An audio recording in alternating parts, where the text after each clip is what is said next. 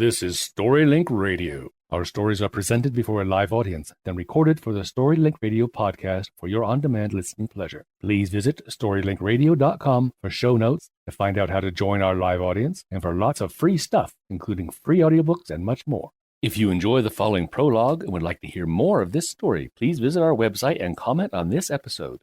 Visit www.storylinkradio.com. War with the Gizmos by Murray Leinster. Prologue. The first battles of the war with the Gizmos took place in deep wilderness, and human beings knew nothing about them. Cities were not attacked in the beginning. The initial skirmishes were fought by bears and wildcats and mountain sheep and other creatures blood kin to men. Those battles were often magnificent, but they were usually disastrous, and few of them were ever reported. There was, though, a bear found dead in the high Sierras, killed after a fight of epic proportions, as was shown by torn-up earth and crushed brushwood and toppled saplings. There was a mountain lion found slain in Colorado after no less desperate a conflict. A slaughtered wildcat's furious struggle for life was noted in northern Michigan, where signs of the conflict were clear. And a fisherman on a stream in Pennsylvania saw the death of a 4-point buck. It fought with splendid courage. It used horns and hoofs and pure desperation against an invisible antagonist, but it finally sank to the ground and died while the angler looked on, appalled and unbelieving. These were battles with gizmos. The signs were unmistakable. The dead creatures had not a wound or a mark upon them. The battleground showed plainly in their tracks, but no trace of a thing or things with which they had fought. In one case, as was noted, a man saw the fighting, but he didn't see the buck's antagonist. He only saw that the buck deer died. Its murderer could not possibly have been anything but a gizmo. There's no point, now, in reviewing the controversy about the gizmo's origin. Some still insist that they came from outer space. This is hard to believe, because a spaceship under gizmo control is almost impossible to imagine. Some authorities consider that gizmos are native to Earth. They point to primitive fears of evil spirits as proof of their presence on Earth since time beyond remembering. But the objection to this is that primitive men could not possibly have survived had he been attacked by the gizmos who made war on us. In effect, this argument is that since our ancestors were not exterminated by gizmos, there were no gizmos in ancient days. Yet, the legends of fiends and jinns and ifrits and ghouls and of eerie inhabitants of remote are singularly convincing when one considers them in connection with the gizmos. In any case, the gizmos seemed to appear with the suddenness of a thunderclap. They had the enormous advantage of being totally unreasonable. These days we believe only in highly scientific things.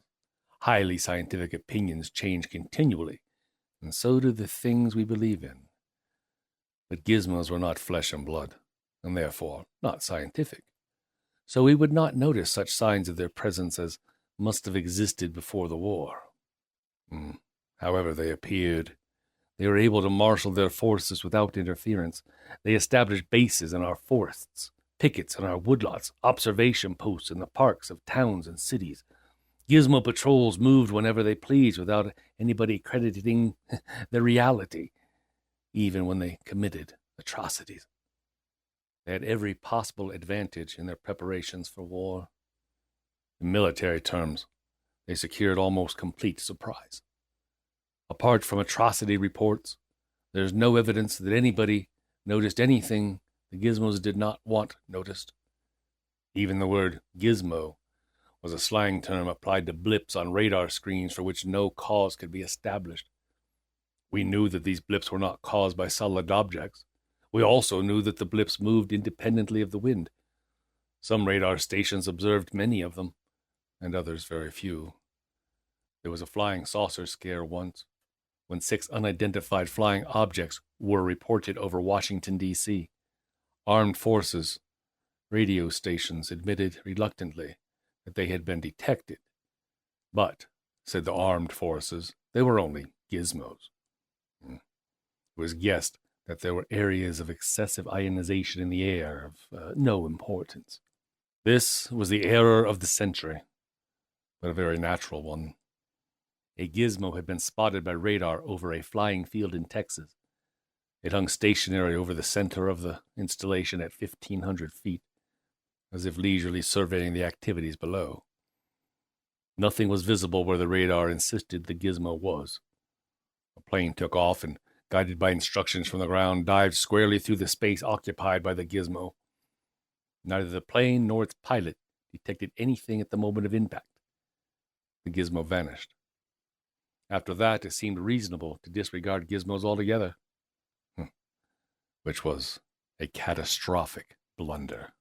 Thank you for listening to StoryLink Radio. If you like what you've just heard, we hope you will subscribe to our podcast and pass along our web address, www.storylinkradio.com. Be sure to visit our website for show notes, to find out how to join our live audience, and for lots of free stuff, including free audiobooks and much more. Join us next time for another story from StoryLink Radio.